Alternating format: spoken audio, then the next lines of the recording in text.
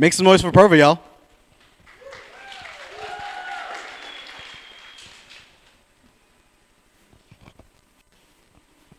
All right, so as I get started, raise your hand if you've ever been to a hackathon that's run late. I know, a lot of us, right? And as our organizers, we spend so long and we spend months and months planning for our event, but on the day of, it almost never goes exactly as we planned, and there's always hiccups and something comes up.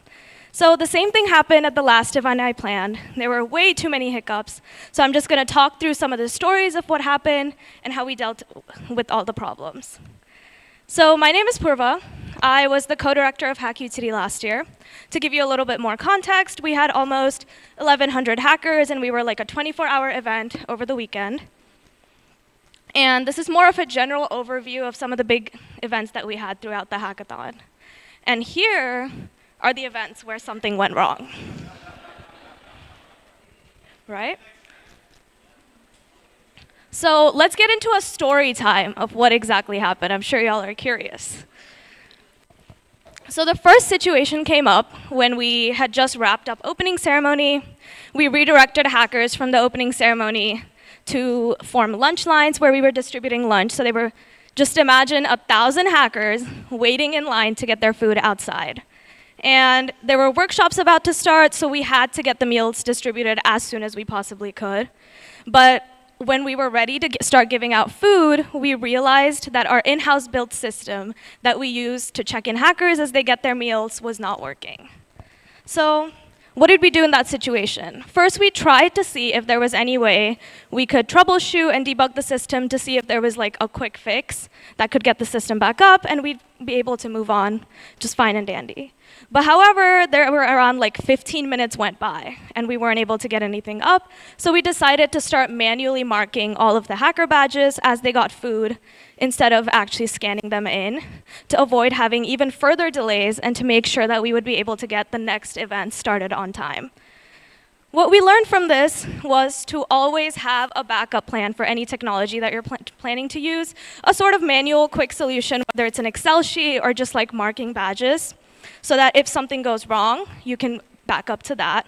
Another thing is to thoroughly test whatever system or technology or tool that you're planning to use, even if that's something that your team built yourself or if it's like a third-party system, and make sure it works for all of your use cases. And one thing that I do think that we should have done differently during this time was that we should have taken that decision much quicker to just go ahead and start marking badges instead of spending that time trying to fix it. But yeah, we were able to mark the badges, get our hackers food, and then get the system back up before our next meal.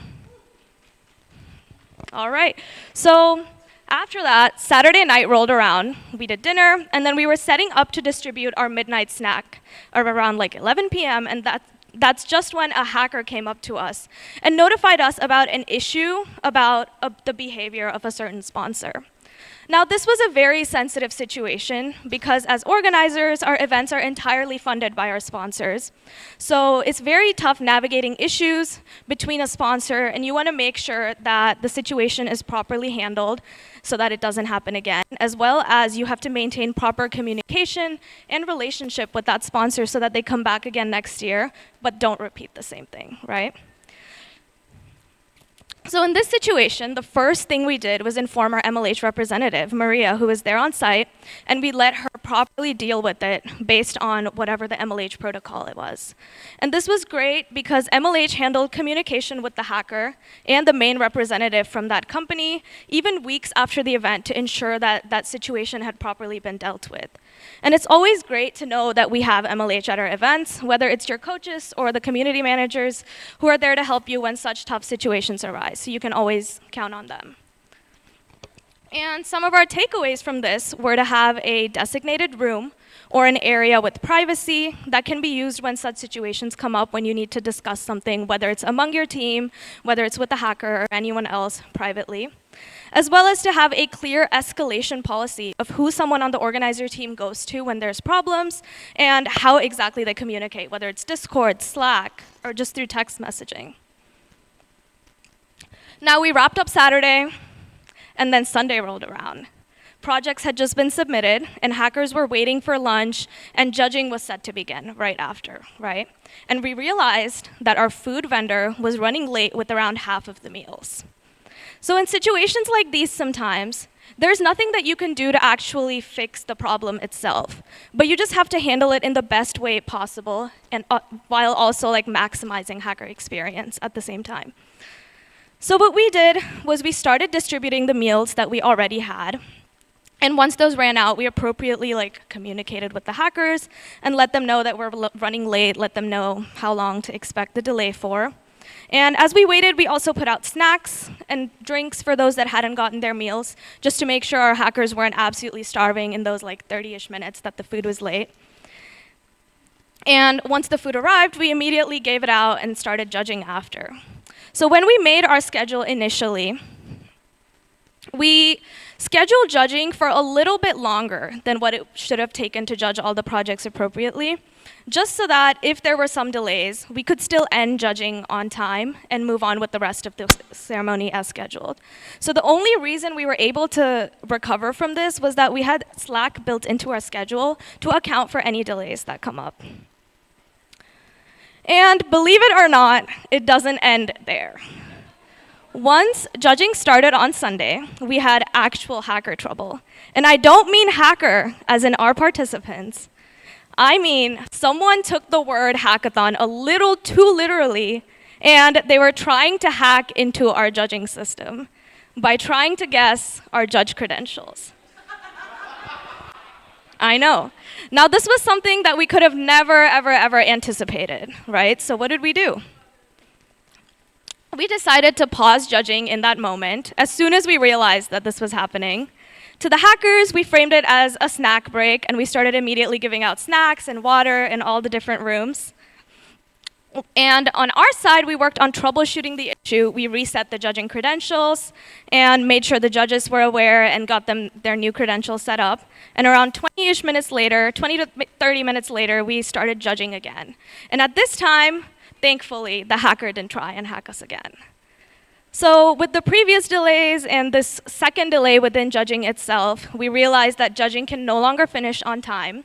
And right after judging, we had a pitching competition scheduled solely for the purpose of before closing ceremony, so that we'd get time to decide our winners, finalize our slides, as well as keep hackers occupied while we get ready for the closing ceremony.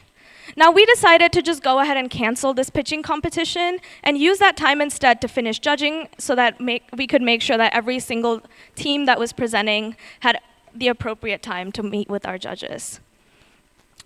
In the meantime, we just had to work with our team more efficiently to properly plan for closing, as well as finish everything that we needed to be done while judging was still going on. And our main takeaway from this was that when you build your schedule, it's important to have in certain filler events that are not absolutely essential to the hackathon, but still add a little bit to the hacker experience that could be canceled if there are major, major delays in your schedule. Now, there were even more smaller issues that came up that you can come find me to talk about later if you're interested, because it doesn't just end there. And despite it seeming like everything went wrong on the organizer side and all our plans were ruined and almost half of the events that we planned for, there was something that went wrong, we still got feedback from a lot of our repeat hackathon attendees that it was the best iteration of HackUtility that they had ever been to, which was really, really surprising for us organizers, because in our heads, everything had gone wrong. So problems will always, always, always come up, but hopefully you can learn from our experiences to make your events better. And remember, even if everything goes wrong, it could still be the best hackathon ever.